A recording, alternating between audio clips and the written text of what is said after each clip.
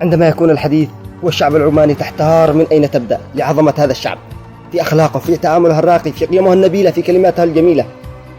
ولكن سنبتدئ من الحديث الذي يقول: لو أنك أتيت أهل عمان لما سبوك ولا ضربوك. حديث صحيح رواه مسلم في صحيحه.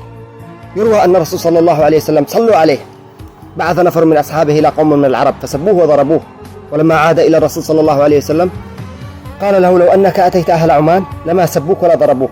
وهذا حديث يحسد عليه وخصلة يحسد عليها الشعب العماني، وهي خصلة الأخلاق، خصلة القيم النبيلة، التعامل الراقي. ويكفيهم من الأحاديث لو لم يكن لهم إلا هذا الحديث لكفى. هناك 3 خصال يتمتع بها الشعب العماني، وهي العلم والعفاف والتثبت. هذه 3 خصال يتمتع بها ويتوارثها جيل بعد جيل منذ القدم. أيضا الشعب العماني بداء بالسلام. أيضا الشعب العماني يستسمح في كل شيء. أيضا الشعب العماني يحب التيمن في كل شيء.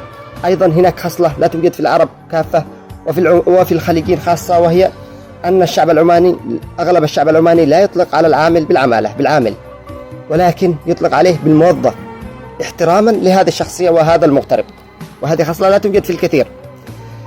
أيضا الشعب العماني كريم في أخلاقه، كريم بتعامله الراقي، في قيمه الجميلة. طبعا أنا عندما أقول لكم الشعب العماني أنا لا أحدثكم نقلا عن مواقع التواصل، ولكن عن تجربة عاشرت هؤلاء القوم، عن معاشرة لهؤلاء القوم، تجربة من الواقع. شعب جبار بأخلاقه، بقيمه النبيلة، بتعاطفه مع بعض.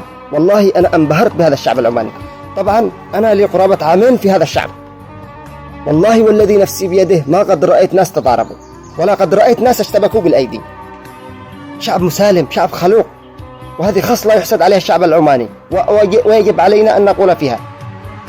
يعطيكم العافية.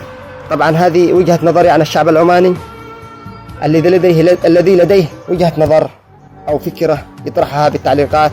يعطيكم الصحة والعافية، حفظكم الله. أخوكم ومحبكم رائد العريقي.